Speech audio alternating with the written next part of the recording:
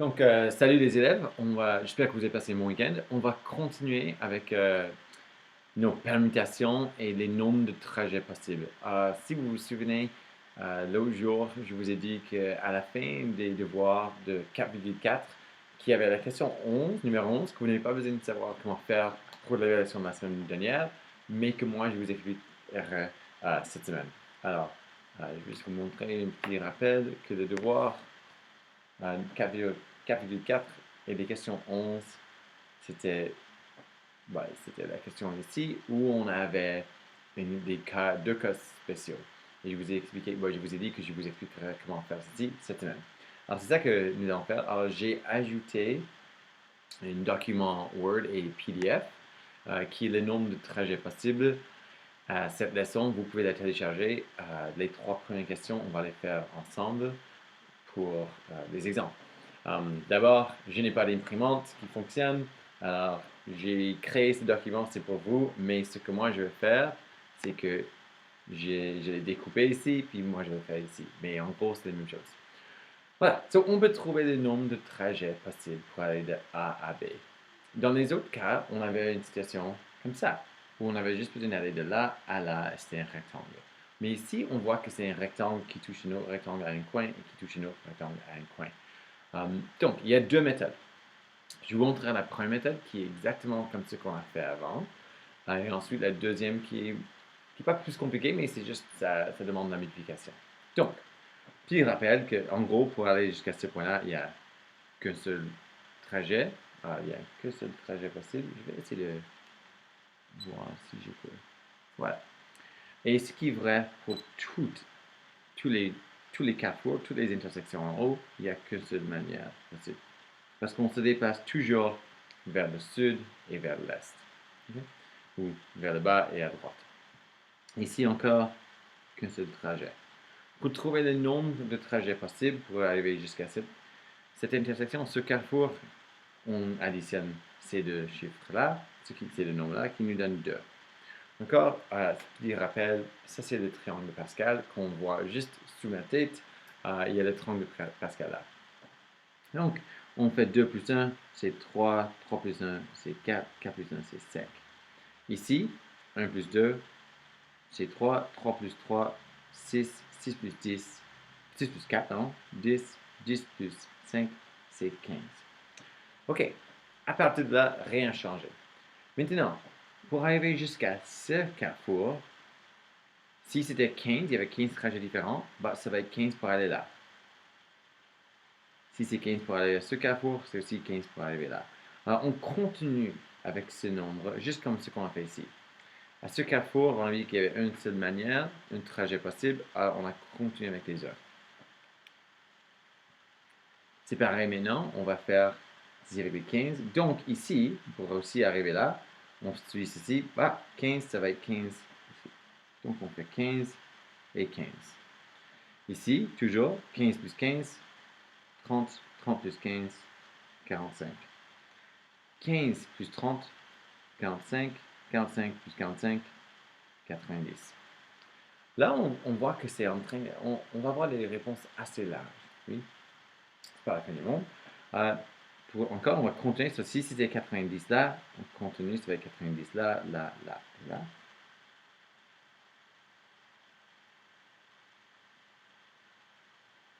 Et pareil, si c'était 90 là, on continue 90 ici,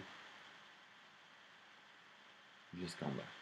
Donc, on fait 90 plus 90, on est à 180, 270, 360, parce qu'on est toujours en train de l'additionner, et finalement 450.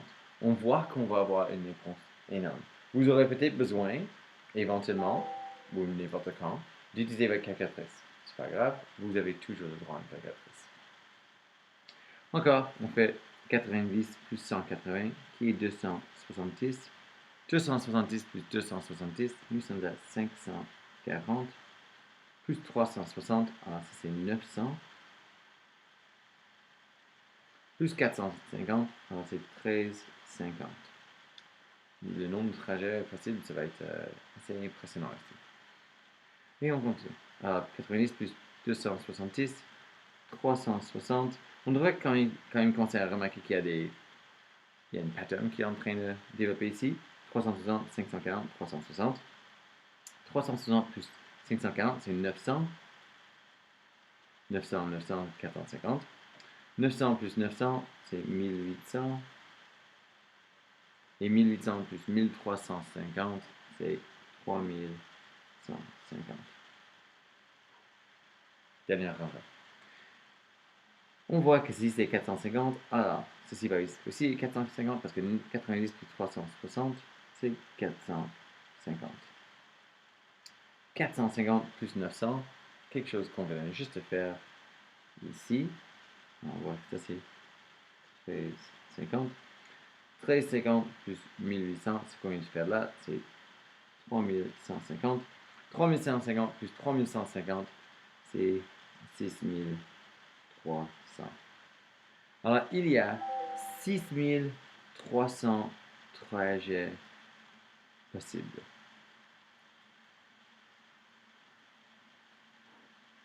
Pour aller de A à B. Et non. L'autre méthode, la méthode que vous allez probablement utiliser beaucoup plus souvent quand on a un cas comme ceci, avant qu'on ait de problème avec cette méthode, il faut que pour la deuxième méthode, que ce soit un rectangle qui touche un autre rectangle. C'est vrai que ce rectangle c'est un carré, mais c'est un rectangle directement, exactement au point. Okay? Là, on voit que l'intersection des rectangles, c'est ici, à ce coin. Pour utiliser la deuxième méthode, il faut que ce soit le cas. So, je vais juste vous montrer B pour l'instant. Pour la question B, on ne pourra pas faire cela. Parce que ce qui arrive, c'est que ça se rencontre ici et là, alors c'est pas comme deux rectangles séparés. C'est du rectangle avec de overlap. Donc, pour la deuxième méthode, on va s'en souvenir que l'autre méthode qu'on avait vue avant, c'était que pour savoir le nombre de trajets possibles pour aller de là, notre point A, à là, ce qu'on faisait, c'était le nombre de déplacements nécessaires. 1, 2, 3, 4, 5, 6. Il y avait 6 déplacements nécessaires. Alors, on mettait ça factoriel 6. Alors, factoriel 6, c'est comme ça. Et ensuite, on divisait cela par le nombre de déplacements qui étaient identiques vers l'est. Il y en avait 4. 1, 2, 3, 4. Et vers le sud. 1, 2.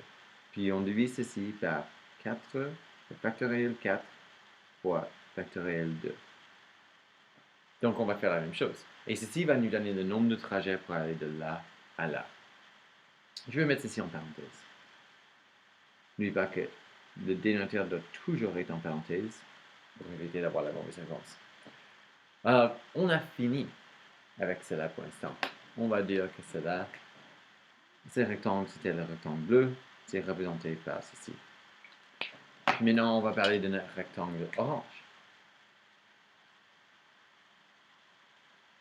Donc, le rectangle orange, comme on voit, c'est une 2 par 2. Ceci, c'était une 4 par 2. Donc, 4 plus 2, c'est 6. Et ensuite, 4 fois 2, on fait factoriel 4 fois 2 factoriel. Ici, c'est une 2 par 2. Alors, 2 plus 2, c'est 4. Alors, factoriel 4. Puis, on divise cela par encore les deux qui sont identiques. Factoriel 2. Et les deux qui sont identiques vers le sud, factoriel 2. Notez bien que ce qu'on divise le numérateur par, c'est toujours les deux nombres qu'on a additionnés ensemble pour nous donner cette somme. Oui? 4 plus 2, c'est 6. 2 plus 2, c'est 4. Puis on met ceci en parenthèse. On va éventuellement multiplier tous ces nombres ensemble. Puis notre dernier rectangle qu'on va appeler le rectangle vert, qui est ici, voilà, on voit qu'on a une 4 par 4. Donc, on a 4 plus 4, nous donne 8 comme le numérateur. Et en bas, le dénominateur, on fait le 4, 4 factoriel pour l'est, fois 4 factoriel pour le sud. En faisant ceci, on devrait trouver le même nombre. Alors moi, je vais prendre la manière la plus lente pour y arriver, mais vous verrez pourquoi ça fait ça.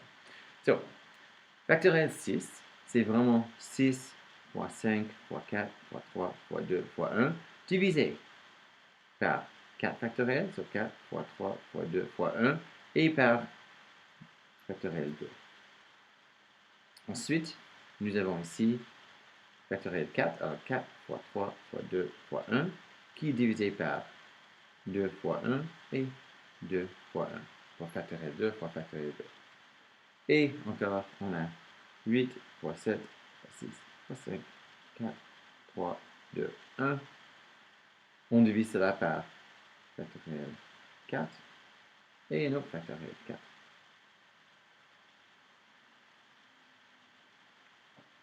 Donc, ce qui va arriver ici, c'est que ceci va s'éliminer. Nous avons 6 fois 5, 30, divisé par 2. Parce que 2 fois, c'est juste 2. So, on a 30 divisé par 2. Ici, ceci va s'éliminer. Donc, on a 4 fois 3, 12 divisé par 2. Et dernièrement, ici, ça va s'éliminer. Et maintenant, nous avons 2 fois 3. 2 fois 3, c'est la même chose que 6. Ceci va s'éliminer. 1, on peut juste l'éliminer. Ensuite, 8 divisé par 4, bah, en gros, on peut dire que ça, c'est 2. Donc, on a 2 fois 7 fois 5. 2 fois 5, c'est 10, fois 7, c'est 70. On va juste simplifier ceci maintenant. 30 divisé par 2, 15. 12 divisé par 2, 6 fois 70. Donc, vous pourrez tout simplement faire ceci dans votre calculatrice. C'est possible. Ou vous pouvez faire comme moi je viens de faire, juste pour avoir l'idée. Donc, on a 15. Pour qu'on soit clair, parce que pour aller de là à là, alors, je vais juste, pour aller de là à là, il y avait 15. So, ce 15 ici, ça représente le nombre de trajets possibles pour aller de A à ce carrefour. Mais par ici, c'était vraiment une 2 par 2. So, le nombre de trajets pour aller de là par là, c'était 6. Parce qu'un petit rappel, que si on avait juste un rectangle qui est 2 par 2, on va avoir 1, 1, 1, 1, 1, 1 plus 2, 2, 2 plus 1, 3, 1 plus 2, 3, 3 plus 3, 6. Alors, pour aller de là à là, c'est 6. Donc, le nombre de trajets pour là à là est représenté par 6. Ici, je ne vais pas le redessiner, mais sachant que comme c'était une 4 par 4, c'était 8 factoriel, factoriel 8, divisé par les 4 vers l'est factoriel et les 4 vers le sud factoriel, ce qui nous donne 70. Si on fait cette multiplication, on a 15 fois 6 fois 70, qui est 6300, qui est exactement ce qu'on a ici. Donc, le nombre de trajets possibles, c'est 6300 trajets possibles.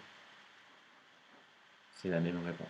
Donc, quand nous avons un rectangle qui intersecte avec un autre rectangle à un coin comme ça, on peut utiliser les deux méthodes. La méthode où on va tout simplement trouver la somme de ces intersections, le nombre de trajets possibles pour arriver à ces intersections, ou nous pouvons utiliser cette méthode-là avec le factoriel.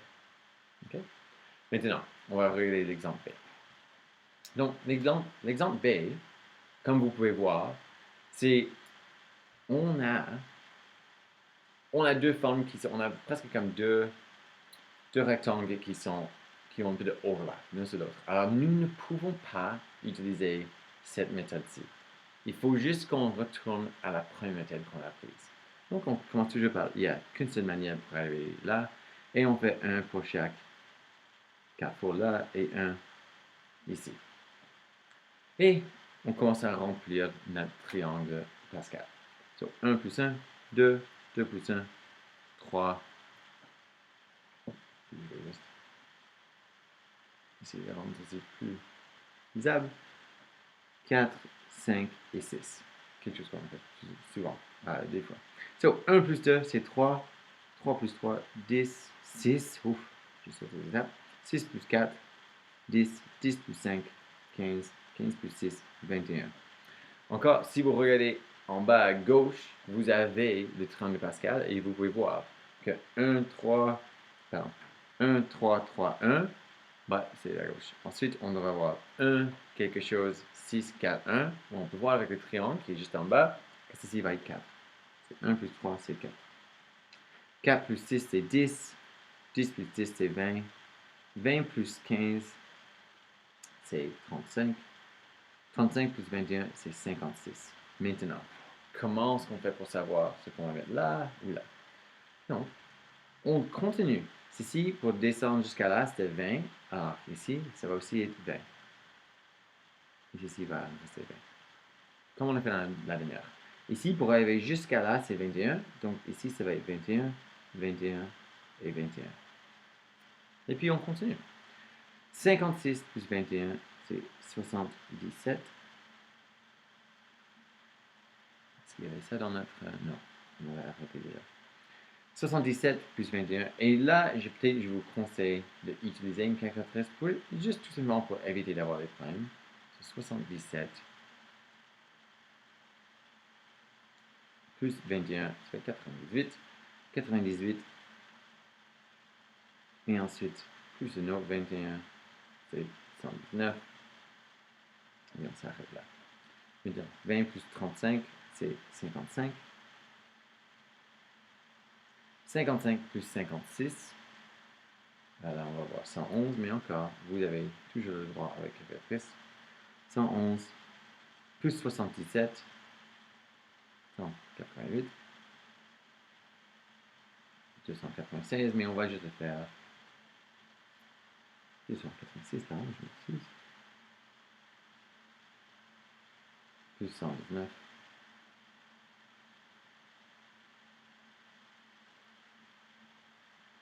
405. Et encore 20 plus 55, 75. 75 plus 111. 186. 186 plus 188. 374 plus 286. 660. Et finalement, plus 405. 1065. Donc, nous avons 1065 trajets possibles. Encore, avec des questions de ce genre, vous avez besoin de faire de cette méthode-là. On ne peut plus utiliser notre triangle de Pascal et on ne peut plus utiliser la méthode qu'on a apprise ici. OK? Ouais. Puis, la dernière question qu'on va faire ensemble. Alors, question C. Encore, si vous retournez à ceci, là, on vient de faire question 1, pardon, c'est question 2. Et puis maintenant, question 3, pour une raison ou une autre, c'est ici, ce que vous remarquerez, c'est qu'il faut aller de A à B, mais il faut traverser le point qui est là. Alors, j'ai juste mis ce point. Ici. Voilà. Comment est-ce que c'est aura l'air? J'espère que vous avez imprimé ceci. Sinon, ça risque de vous poser quelques petits problèmes. Donc, voici. J'ai fait la même chose. J'ai juste découpé. Alors, pour aller de A à B, on peut tout simplement dire que on a besoin de... Pour aller de A à B, on peut trouver le nombre de façons pour y aller. On va tout simplement additionner le nombre de dépassements horizontaux plus le nombre de dépassements verticaux pour nous donner encore notre factoriel qu'on cherche et on va diviser cela par le nombre de dépassements horizontaux factoriel fois le nombre de dépassements verticaux factoriel. Maintenant, s'il faut qu'on traverse ce point-là et on y réfléchit, on peut seulement aller à droite et vers le bas, à l'est et vers le sud. Donc, si on arrive jusqu'à là, et on est toujours en haut, on ne peut pas traverser ces points parce qu'on ne peut pas faire marche arrière. Alors, il y a une partie qu'on va dire est impossible. On ne peut jamais aller dans ce cadran-là. Donc, ce que nous allons faire, on va juste prendre une petite règle, puis on va dessiner une ligne, ici, verticale, qui traverse ce point, et on va dessiner une ligne horizontale.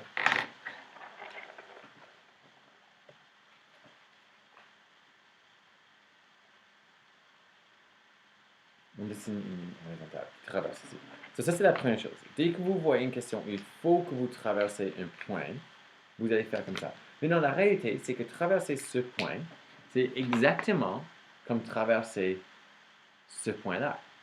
On voit qu'on a un rectangle ici, puis un rectangle là. Il faut qu'on passe par ce point-là.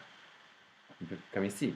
Ce qu'on a fait quand on a fait ici, on n'est pas allé dans cet endroit, dans ce cadran, et on ne pouvait pas aller dans ce cadran non plus.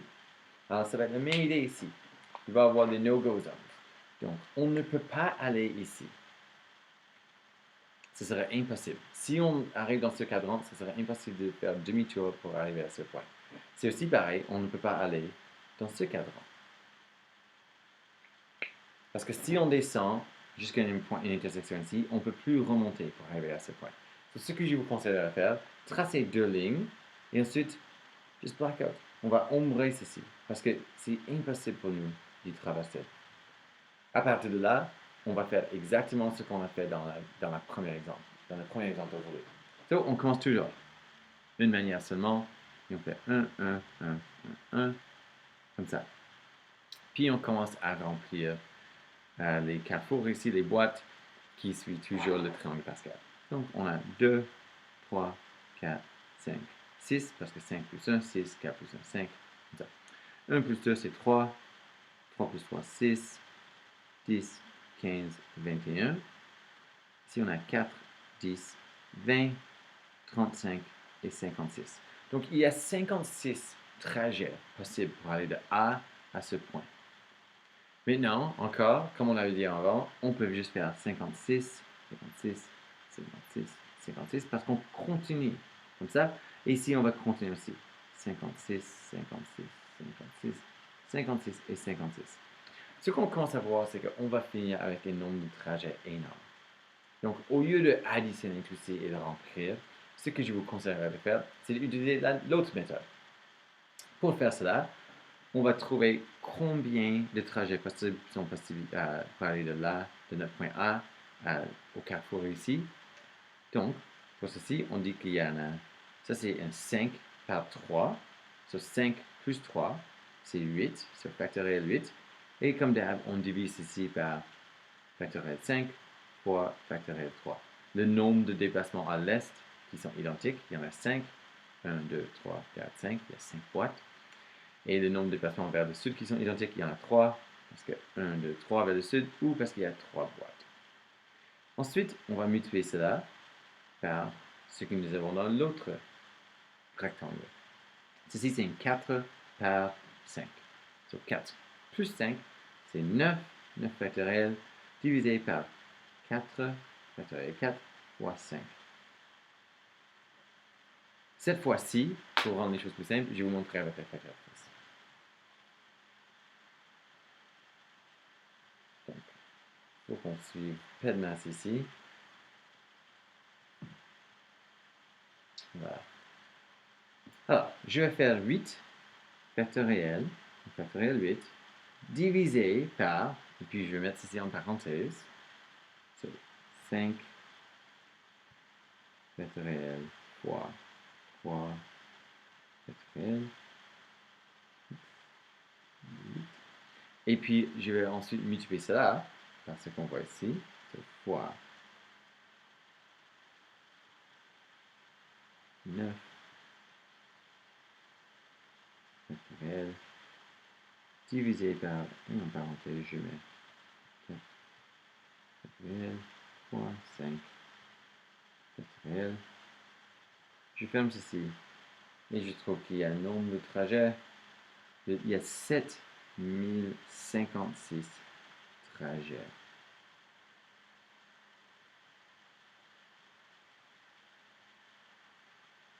possibles. Et ces trajets vont tout simplement traverser ce point. Vous pourrez imaginer le nombre de trajets possibles s'il ne fallait pas qu'on traverse ce point. Ce serait, bon, on aurait 9 par 9. Ah, ce serait énorme. On n'a pas le temps. Donc, nous avons 7056 trajets possibles. Encore, vous aurez pu faire ceci en ajoutant, en trouvant toujours la somme de ces nombres jusqu'à temps que vous arrivez là-bas. Mais ceci est beaucoup plus simple. Encore, on a juste pris le nombre de trajets possibles pour aller de là à là, qui était représenté par ici, et on a multiplié par le nombre de trajets possibles pour aller de là à là. Alors encore, si on fait ceci, c'est 56. Parce que c'est là. Je vais juste montrer. Dernière chose pour aujourd'hui, c'est on va faire 8 sur factoriel 8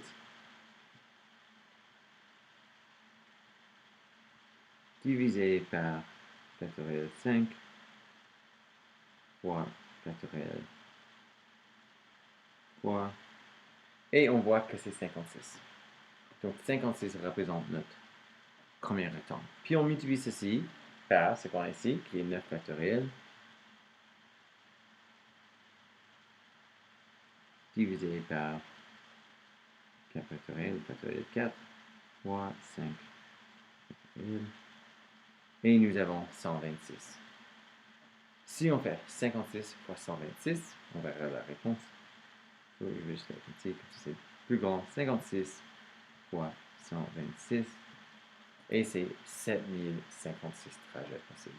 Alors, si vous voulez, vous êtes toujours le bienvenu à tout simplement voir ceci comme un rectangle où on a 56 manières, trajets différents, et on voit ceci comme un autre rectangle qui avait 126 trajets différents, et puis on multiplie ceci pour nous donner encore 7056. Voilà, c'est la réponse. Alors, j'ai mis les devoirs à la fin de cette leçon. Je vous conseille de commencer avec les deux questions de numéro 11, de 4,4. Alors, ces deux questions-là, les solutions sont juste à côté. Essayez les deux méthodes si possible. Là, vous ne pouvez pas faire les deux méthodes qu'une seule méthode. Ici, vous pouvez faire les deux méthodes. Et ensuite, essayez les trois questions qui sont dans les devoirs. OK, je vais enregistrer et télécharger une autre vidéo tout de suite. Alors, à plus tard.